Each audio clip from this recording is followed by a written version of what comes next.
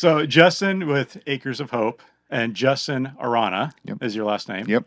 I've found you and I went on to your website. And it's super compelling to listen to your story. You guys do a great job kind of telling who you are, but just a lot of people I think don't realize that your organization is here in the Valley and what you do. And I think it's important that people and other companies know about your Yeah. organization and what it does. So give hmm us some background of kind of how it got started. Yeah, man, we can dive right in.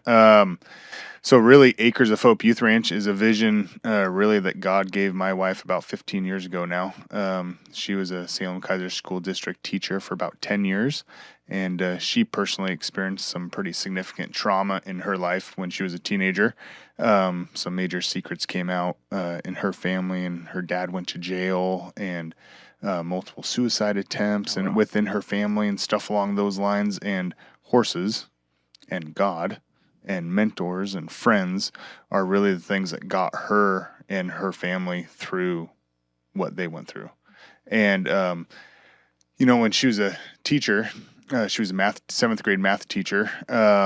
She'd see these kids in the back of her classroom just struggling. And you could tell their home life was crap. And like, there was only so much she could do as an actual teacher. And she'd have meetings with school counselors and vice principals and other teachers, just figuring out like what is really out there to help these kids, and not really just what's out there, but what's like really working, what's making an impact, what's changing the trajectory of these kids' lives. Yeah. And there's stuff out there, but not a lot. The youth groups and normal counseling, and like there's tons and tons of amazing organizations here in the Willamette Valley, but they're not super easy to get to. I guess we're not any easier to get to, but she had just this vision to pair herding kids with horses as a mentorship and ministry program. And really, it was going to be just a weekend hobby. We had a small 5-acre little farm with 2 horses out here in West Salem, and she was going to invite kids over on the weekend. And it wasn't really going to be a quote unquote business, nothing to do financially, just to bless these kids in any way she could, just by hanging out with them and walking their journey with them and just getting to know them and being a supportive role model in their lives. Yeah. And I was a contractor, so my background is construction. I have an identical twin brother, David. Wow. We ran our family construction business together for approximately 20 years um, with our dad. So our dad was co-owner with us, and we ran the business together. Let's see here. So yeah, I'll just say a little backstory about that. So I was never the plan was not gonna be for me to be part of Acres of Hope at all. It was gonna be kind of Emmy's little hobby deal, and running a business with family is tough. Is Yeah. Can be really really tough, and the only way that we really stuck it out for so long was because my dad really stepped out of the business for a long time, probably over 10 years. He stepped out of the business, and my brother and I took over, and we grew the business pretty significantly. And my dad and we never worked really well together. He knew that also, and so he stepped out to allow us to grow the business. And in 2017, we built a new shop and stuff along those lines. And he came back into the business, which was fine and whatnot, but it just wasn't working. And my brother resigned about a year before I did. And that year was one of the hardest years of my life, sticking it out with my dad. We just don't work well together. Yeah. We have different point of views on things. Is 2022 and or 2020, and things are rocking, and like, it's not the same business as it used to be, Dad. This is, and it is what it is. But COVID really put the kibosh on that for me, and I ended up resigning in 2020 to help Acres of Hope get off their feet. But we'll take a step back a little bit. We were on 5 acres, and Emmy. So this was over 10 years ago now that this vision came to her. And we're just wrapping up our 4th year of Acres of Hope. So there was a long period of time there of dreaming and collaborating with people and getting her 501c3 status and stuff along those lines. And it was so hard for her to like take that first step to actually invite a kid out and just open her hands and be like, things don't have to be perfect, like just come out and hang out. We didn't have like the perfect property for it. It Yeah. was just about, for years, I was like, just invite that kid you're telling me about, just invite her out tomorrow. Yeah. See if her kids can bring her out. And it was difficult for her to do that because she wanted everything to be perfect. She was scared that she wasn't going to be enough for this kid, or, I get that. you She know, had like a vision that she wanted to like. yeah. And we just weren't there, Got it. and, but there's multiple youth ranches like us around the United States, around the world, and others in Oregon. And there's a specific one in just outside of Bend called Crystal Peaks Youth Ranch. They are an incredible organization that do very, very similar to what we do. And they hold these large informational clinics where they teach people from around the world to do what they do. And you go there for a 4-day kind of intensive deal about how to do exactly what they're doing, all the behind the scenes stuff, fundraising, and how to start a nonprofit and do the actual program aspect of it and how to help these kids. Yeah. So I know our kids like horse riding lessons. We got them in there. Just it's a skill. It's something that they can kind of take with them. It's also something that helps their confidence. But I think for this, it goes one step further for these kids. Mm-hmm. Give us kind of example of why pairing these kids up with horses is kind of the soul of the organization. Yep. So when the kids show up for a session, it is we really ask them what they want to do for the day. So it's not always horses, but they're very popular. We have 10 horses on the property, and they're all awesome. But pairing a teen or a kid with a horse is so powerful because these horses need a leader. Like a horse can't function in the wild or in a barn or without a leader and somebody that they trust. And the way that you interact with a horse to gain its respect, to from haltering to leading and carrying and riding and the whole aspect of it is very similar how you treat a person in life. Yeah. Like with respect and gentle, you can't beat a horse into submission. You can't make a horse walk. You can't make a horse do anything, and they know it. They're 1,000, 12, 1,500 pound animal that's pure muscle, and they know they're stronger than you.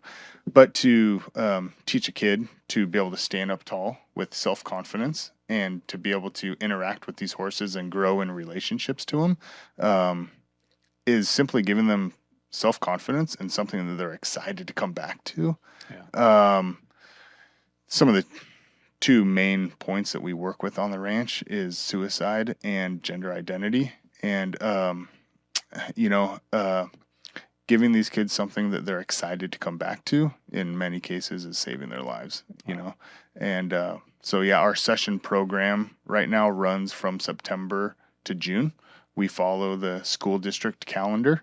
When the kids get enrolled in the program, they come out for 1 hour a week with a consistent mentor to do a variety of different things on the property.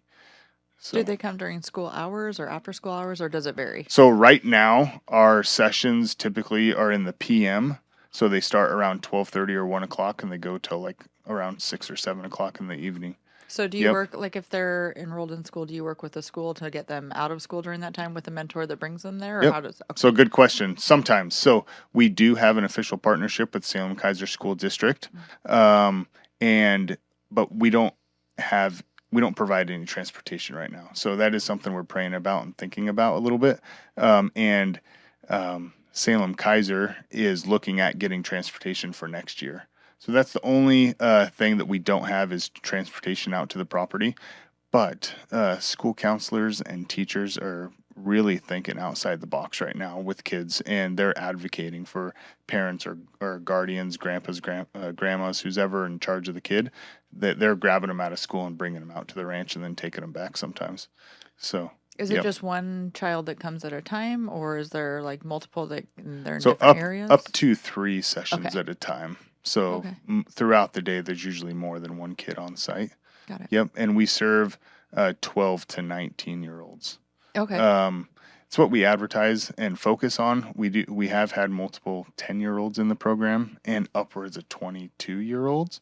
It kind of depends on Oh, the wow. case a little bit. And each of those that we flexed the age, there's stories behind that of why, you know.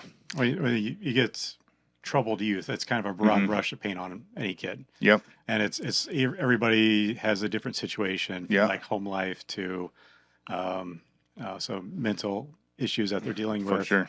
And then you bring them into a program where they're getting a little bit more control of something. Hmm. They're learning how to control this animal, and it must be pretty powerful for these kids to have something that they have control over. Yep. So often they show up and they say, you know what, I've had a really bad day. I don't feel like talking at all. I just want to go sit in the art room and color. And that's what we're going to do. We're going to go sit in the art room and color and have a peaceful time and maybe talk very little. It's really a specific time to give these kids choice throughout at that specific hour throughout the week that they get to do what they do, They're in what control. they want to do. They're for the most part in control of what they do on the property. We have 6 programs from full parent support, archery, teen time, which is awesome. It's Monday nights and it alternates high school, middle school. So they come out every other Monday night, and that's a group activity where anywhere from like 4 to a dozen or more kids come out for a 2.5 hour Wow. block together. To really, our heart around that is one, discipleship, and 2, community, growing in friendships together and having kids meet each other and stuff like that. So, yeah. So it's as far as the kids go, Hmm. how far do they go through the program as far as how long they stay in it? Yeah. Is it a couple sessions or is it years? Yeah, that's a good question. So on average, the kids are enrolled in our program for about 2 years. What's not really funny, but something that's interesting, the very first young gal that came on our property when she was, I believe, 16, in July of 2020, is still coming back on as needed basis. Yeah. So we never are done with these kids and just drop them off. We're with them for as long as they need, and I don't know how old she is now, but she's also a teen mom and going through different things, and actually recently gave her kids up for adoption. And we've just been able to walk that whole process with her, and we're still there for her. So literally last week she called up my wife. She said, I really would like to come out to the ranch today. We're just like, this is perfect timing. Come on out. So that's what we're all about, is really focused on very much so high quality care for these kids and not necessarily super high quantity. So right now we have about 40 to 60 kids a week coming through the barn, and we're on track Wow. to serve about 80 kids this year. Do you feel So, like it's the need is only increased over the years as far as the demand for it? And then how do you, you can't serve everybody. yeah. So what's the screening process like? Yep. So we have online form, an intake form that the parent or guardian fills out for them. That just kind of tells us a little bit about their backstory, and then our program assistant gives them a call and sets up a little meeting to learn about them, just to kind of make sure we're going to be a good fit. We do average throughout the year like 50 to 75 families on our waiting list. And last year we did develop a wait list program through our volunteers, where volunteers can sign up for certain or give certain hours throughout the week, and it's first come first serve. Those hours go out as an email, and they just can sign up for those and come out for once a month, and just get used to the property, get to meet the horses, and get to hang out with somebody that cares about them. Is So this going to be something? yeah. Sorry. Is this like scalable as far as like you see we're at max capacity? This is Yeah. something we need to like expand, or is this something like we're stuck where this is kind of how many we can handle? Great question. So in 2020, when we launched, we had about a dozen kids in our program that year, and that maxed us out. Last year, we had a 76% growth rate. And as of right now, we're operating at about 1/3 our capacity. So we have actually significant room to grow. The property's on 40 acres. We have a 20-acre hayfield, and 20 acres that's developed with our arena and a couple outbuildings and stuff along those lines. So we are already expanding into our hayfield with a parking lot and stuff along those lines. We've added a couple additional offices and a designated art studio. We are every year growing and expanding. as the community supports us and as we raise funds and we're able to, So right now, yeah, we're operating at about 1/3 our capacity, and we do have room to grow. So yeah. And you said this is located. I know where you started at West Salem, right? Where is this located? So we're just outside of West Salem. We're Okay. right on Highway 22, Okay. headed outside of West Salem, like you're headed to the coast. There's the big dairy out there that people drive by that smells bad all the time. Yeah. So we're just before the dairy, right Okay. on the highway there. So about 4 miles outside of West Salem. Okay. So it's actually a great location. Yep. Wow. So how big is your facility now? So our arena, it is a 200 by 200 foot indoor arena with stalls and offices and whatnot. So it's amazing. So we run all winter, September through June, and we are able to run our whole program undercover. So yeah, That's great. And then you said you got volunteers. Are all these your horses, or is other people bringing horses? Great question, and good job asking questions, because I'm horrible at remembering to say everything. So so our horses that are on the property, we started the program with 2 horses. It was our personal 2 horses, and right now we have 10 horses on the property, and it's about in thirds. My wife and I, Emmy and I, we own some. Acres of Hope owns some, and then some of them are on a free care lease, which means like if you owned a horse but you couldn't care for it, or you needed to retire it or something along those lines, but you didn't want to sell it and get rid of it forever, you can donate it to us essentially. Oh, okay. And we can use it on like a year by year basis, and we fully care for it. We're responsible for it, but you guys technically own it, and that's kind of the best case scenario.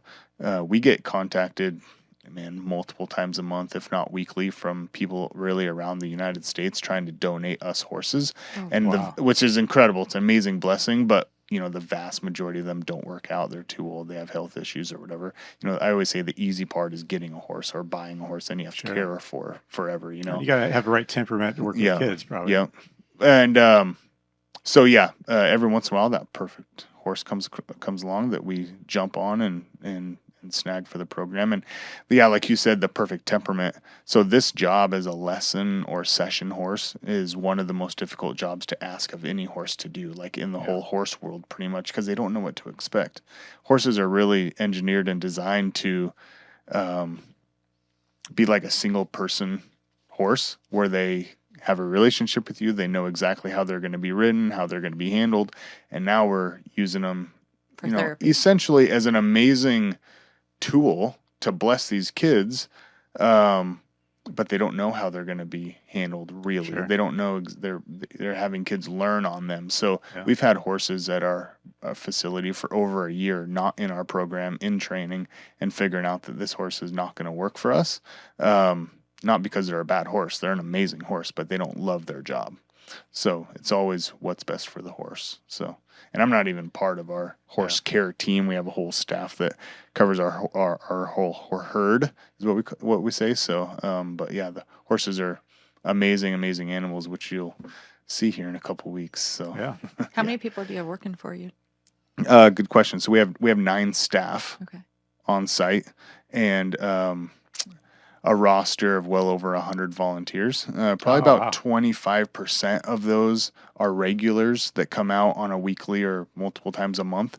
Right now, almost all of our feedings, so the horses have to be fed in the AM and the PM, are covered by our volunteers. And every aspect of the property, every aspect of the organization and the program, from mowing grass to spraying to events and cleaning the bathroom and session leading and being with the kids and training the horses, everything involves our volunteer team in one way or another.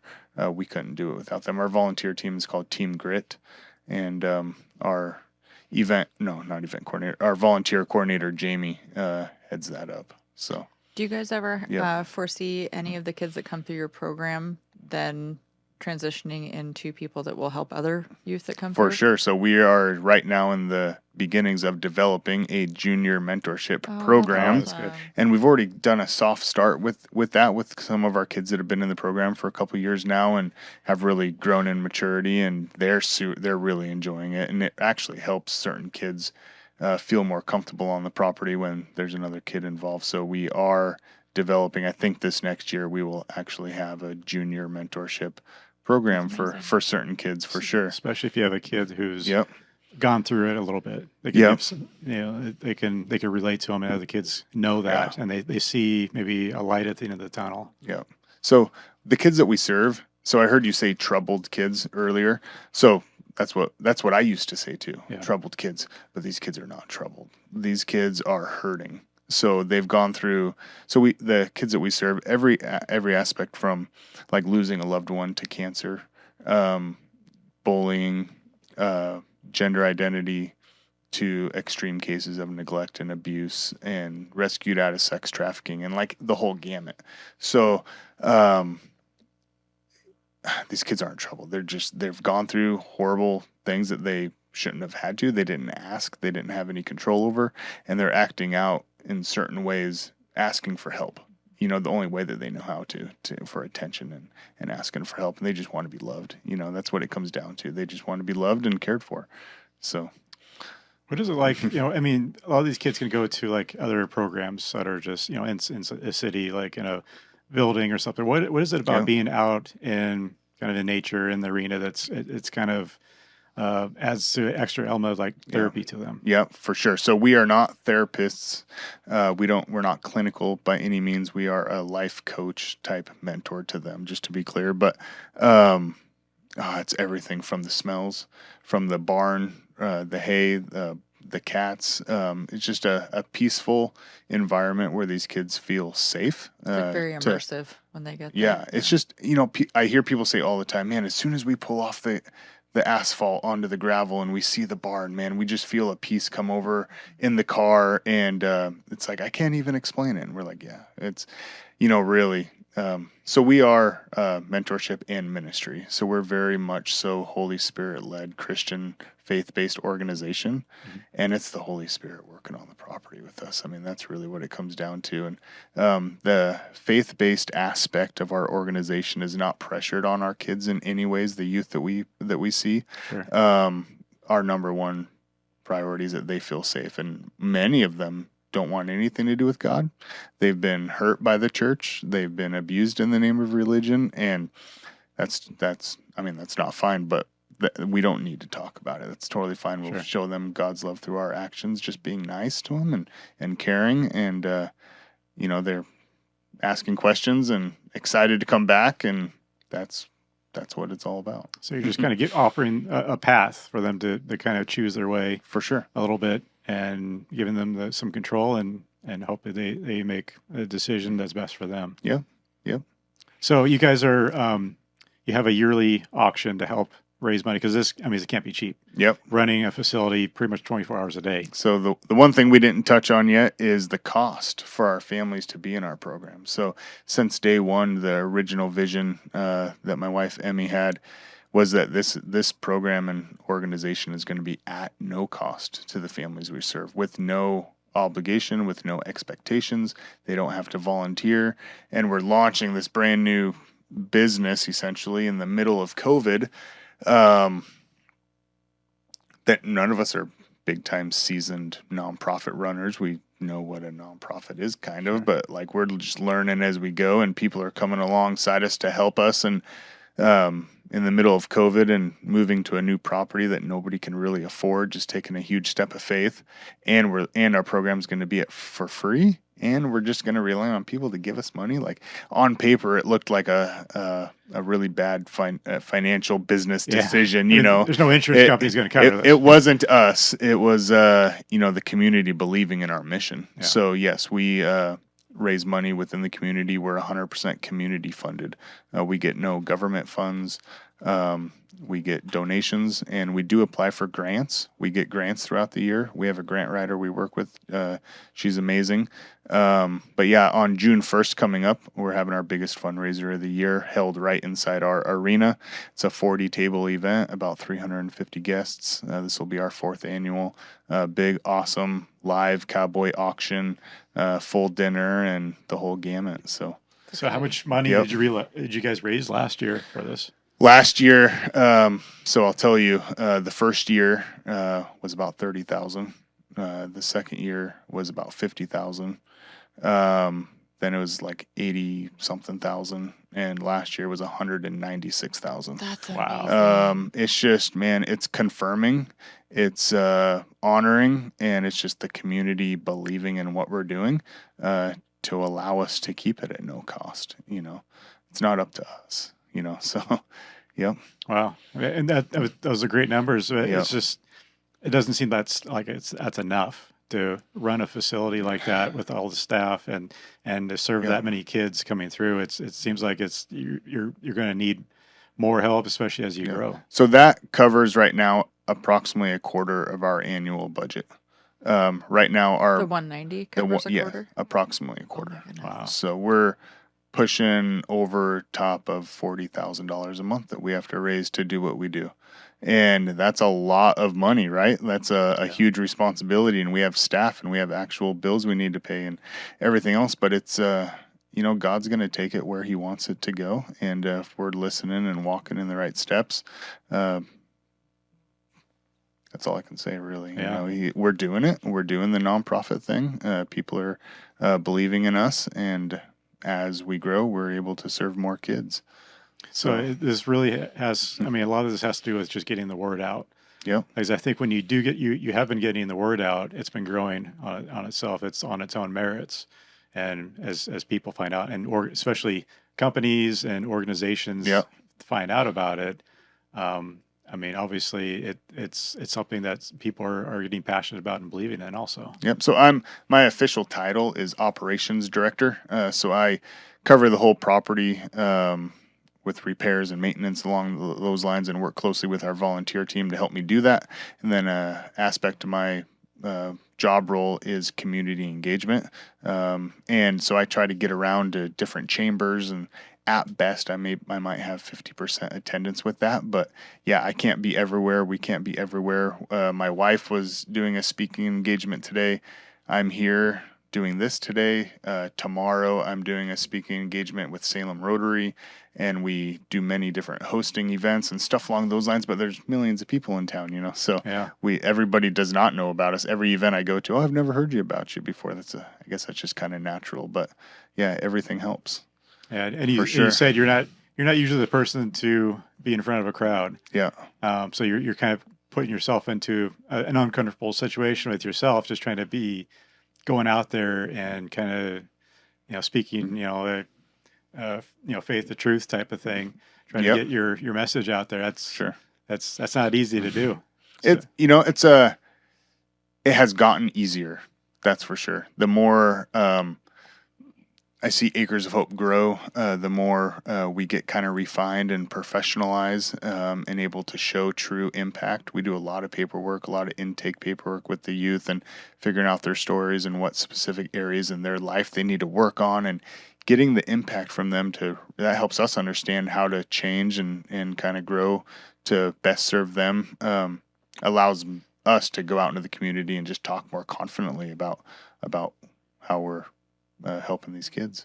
I think also when it's something that you're passionate about and you go and you get to tell your story to people and everything, it just flows very naturally. Yep. So It's stories have such a healing power to them. Mhm. We all have a story. We all have struggles. Every single person out there has a struggle they're mentally or physically dealing with, and by being vulnerable and talking about that, helps other people grow with whatever they're dealing with. Me, I was adopted, so with my twin brother, we were adopted. I struggle with my relationship with my dad. I haven't talked to my dad in almost 2 years. I have met my bio dad that lives across the country.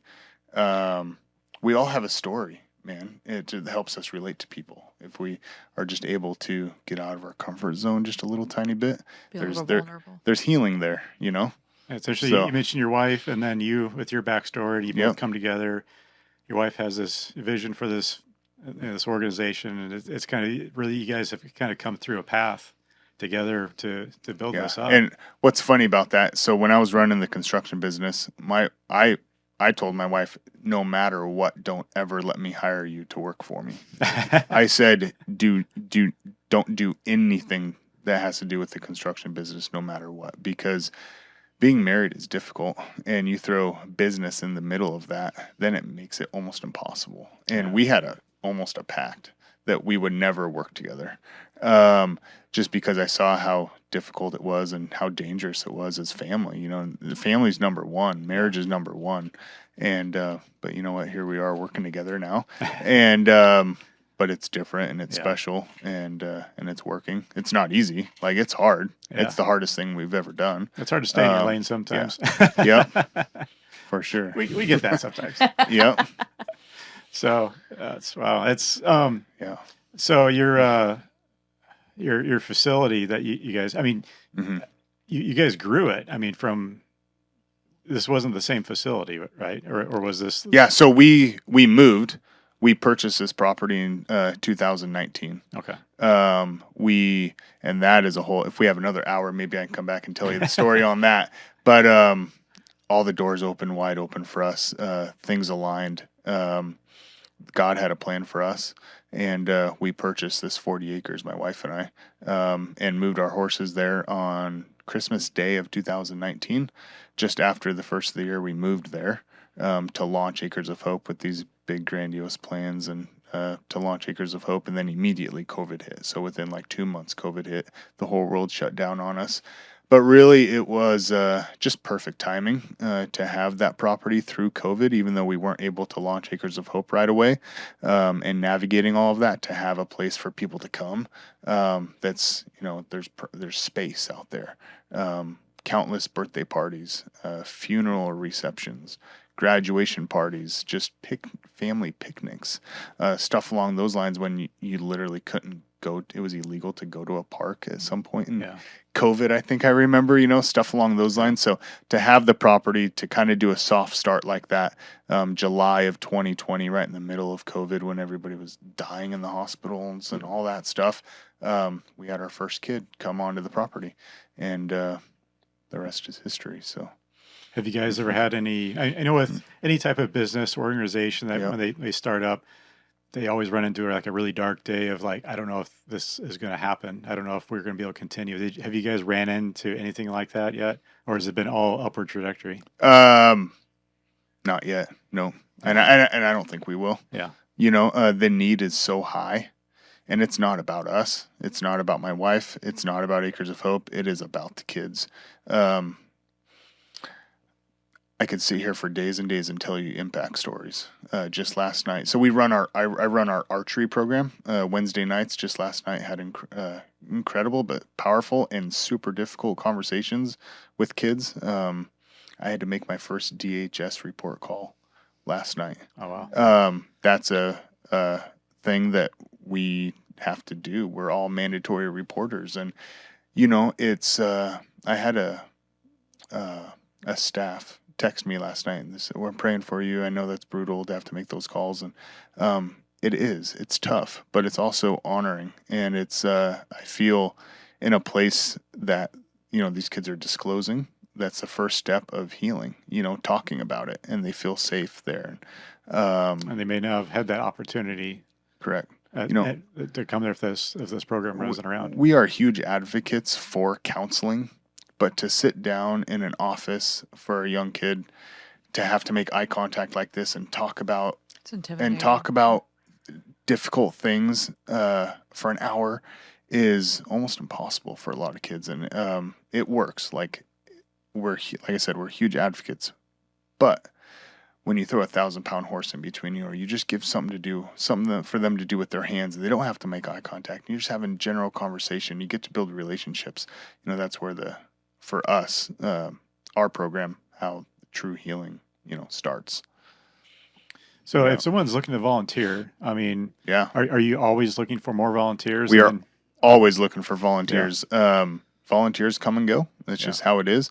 On our website, we have a volunteer application that just tells us about you and what your expectations are, what your passions are, and how much time you think you might want to do. And then Jamie would reach out to you and set up an appointment with you. So we have rock star, awesome volunteers that come out twice a year. You know what I mean? To multiple times a week. And it all adds up to allow us to do what we do. And really, the opportunities in our team, it's a 50-50 relationship. Like it is, has to bless you as much as it's blessing us. People are coming out there because they need relationships, or they need community in their life, and they need something else on their calendar so they're not sitting at home alone. And grandmas and grandpas volunteering with their grandkids, and moms and dads volunteering with their kids. Stuff along those lines. Yeah. Have you guys linked up with any like local churches as far as kind of helping out with some of this stuff? Or We do many like field trips out there. Just last Friday, we had 26 kids, kindergarten to fourth grade, out there for a couple hours, and we did a variety of things around. But we partner on referral basis to dozens of different organizations and churches, and we have people out quite often. Yep. yeah. So what kind of, I was going back to the volunteers. Yeah. If people are like, I really want to help out, I don't know how to help out. What type of volunteers would these be doing? So you do not have to know anything about horses. It is, like I said, every aspect of the property and the organization and the program involves volunteers, from showing up and sweeping to cleaning the bathroom to helping organize auction items for our event coming up in June, to full-blown session leading and horse training, and getting trained up on the tractors and the lawnmowers to help care for the property, spreading bark dust, like literally anything and everything, sitting with our program assistant and helping her file files, and just, yes, anything that we would need help with. It's not, if you're like, oh, I'd love to volunteer out there, but I don't know anything about horses. Very little of our volunteering actually involves horses in any way. So the one thing is, fun fact, is a full-grown horse poops about 50 pounds a day. And that is true. So, and that all has to be cleaned up. So a daily deal is mucking paddocks. Yeah. So, yep. Yep. So I guess, besides the volunteers, and obviously raising money for this, so what's the dream as far as like, this is what we need right now? Yeah. What is the thing that you guys need to kind of keep going? Is there like a certain person, or is there like certain item that you guys need to kind of continue to grow? Yeah, great question. So this next year, 2024, 2025, we're really focusing on the actual program aspect and the youth. These last couple of years, it's been, some of our focus points have been property development, property expansion. We put in a couple new offices, and bought a new lawnmower, just stuff along those lines that we need. Yeah. But this year is really focused on the kids. We might be cutting budget from other areas and focusing on the kids to be able to serve more. So yeah, fun, really. So monthly donors is huge for us. Okay. If it's from $25 a month or $100 a month or whatever, and those are what they can sign up for on your site? On our website. Yep. So that's sustainable funding that we can count on, which allows us to maybe hire a session leader. Finding a session leader that, one, is comfortable working with kids and comfortable with horses really is kind of like a needle in a haystack. It's because you got to find there's not a lot of them training to deal with the kids, like you said, the correct, the reporting, and also know how to handle a horse. Yep, and have the right heart for it. You know, it's a difficult job, and one way or another, I tell our team, we're all first responders working with these kids with immediate life or death situations often, and which you don't necessarily think about. It's awesome, fun working with kids, and it is. It's a huge blessing, and it's awesome, but it's hard also. It's a big responsibility. Yeah. Do you have any, and you say that you work with Salem Kaiser School District, do you have any of the teachers over there that come and volunteer or work with you guys at all? Not currently that I know of. Okay. Not currently that I know of. Right now, their guardians are bringing them out. So next year... no, I mean as far as like volunteering. Volunteering? Yeah. Not currently. Okay. No. Yeah. So, like your volunteers, where do they come from? Are they just community members that heard about it? Are they donors themselves, or all over the Willamette Valley? From driving up from Albany, down from Portland, mostly more local in the Salem, Kaiser, Independence, Monmouth, Dallas area, but people that just have a heart to give and come out to, they show up and say, what do you need me to do? That is like such a godsend, which frees us all up to do things like this and to help raise funds and put on events and do the behind the scenes stuff. We all want to just work with kids and do all that, and that's awesome. But there's also the pain in the butt part of behind the scenes and actually running a business that has to be done also, So I know you have your wife. Does this also turn into like a family thing where you've got other family members that kind of come into this So my also? mom and stepdad are huge supporters. I have a twin brother. He has a family of 3 kids. My sister, she has a young son and one on the way. All great supporters. And then we have a 13-year-old daughter and a 11-year-old son, Taylor and Parker, and they are absolutely phenomenal, amazing kids. So.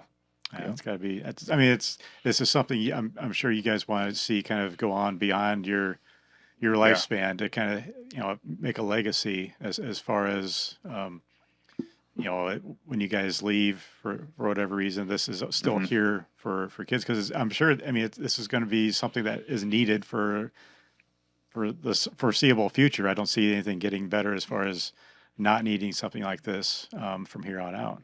Kids will, obviously, but there will always be a need for hurt in kids' lives. And like I said, we average between 50 and 75 families on our waiting list to get into the one-on-one mentorship program. And, I think the reality, if we had 1,000 kids in our program and we were just some huge organization, we'd maybe have 1,000 families on our waiting list. That's just, it's a tough world out there. Like it just really is. It's a tough world to grow up into, especially in the public school systems, and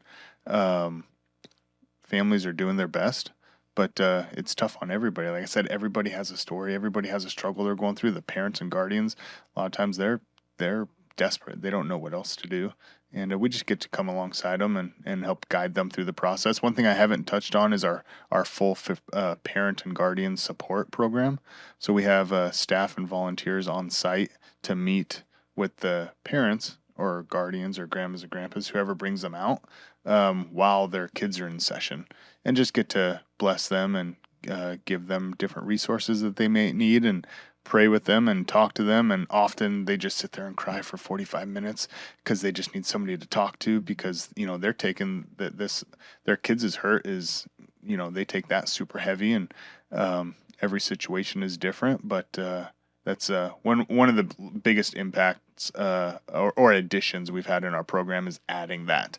We didn't always have that aspect of it. So yeah, it's tough because as a parent, you want to be strong for your kids. You don't want to do that, so that gives them an opportunity to kind of unload some of the issues that are going on, and probably a little bit it helps them and it helps their kids. If their kids are out doing something that's that therapy, but it's therapeutic. For sure. So people call Acres of Hope, it's so, I love going to my therapy or whatever. They say that, it is very therapeutic for them, and in many cases, parents and guardians, they're incarcerated or not in the picture. And these are aunts and uncles or grandmas and grandpas bringing these kids out to help them.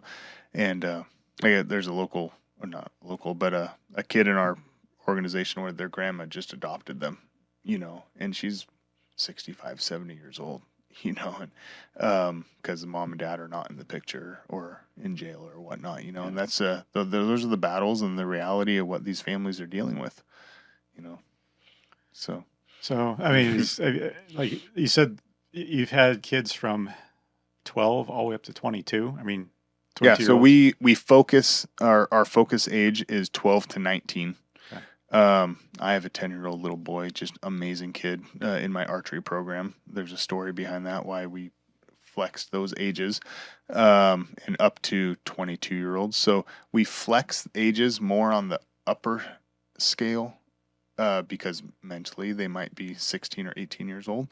But yeah, it really kind of depends on the severity of the case and what's going on. But our focus is 12 to 19-year-olds.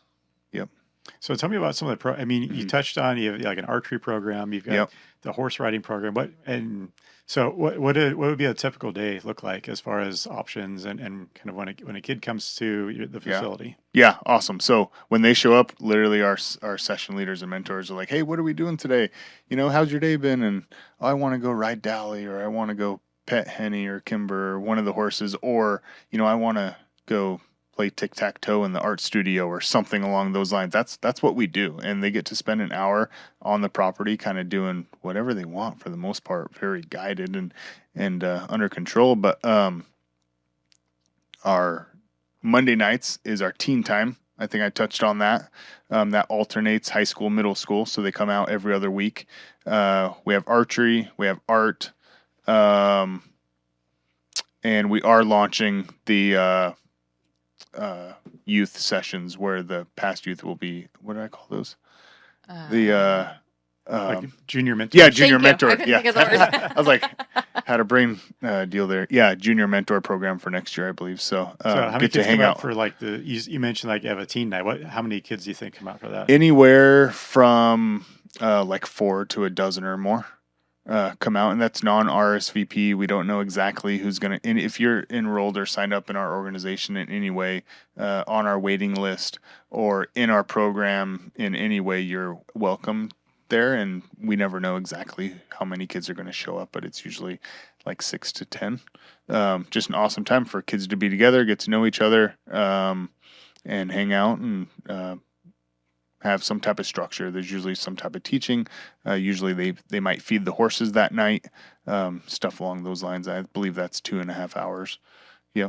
Do you guys ever run into issues with like transportation as far as getting the kids to the facility? Yeah, for sure. So that's just the reality of it. So we run our program actually Monday through Thursday. Kids come out on the property, and it's in the PM. So from like 12:30 to 6 or 7 in the evening, and yeah, they might be in school, or they might actually be homeschooled, or but have other siblings, or we work with a lot of kids in the Edge program. That's the online schooling that kind of stayed in place after COVID, Okay. and their parents are at work and can't bring them out.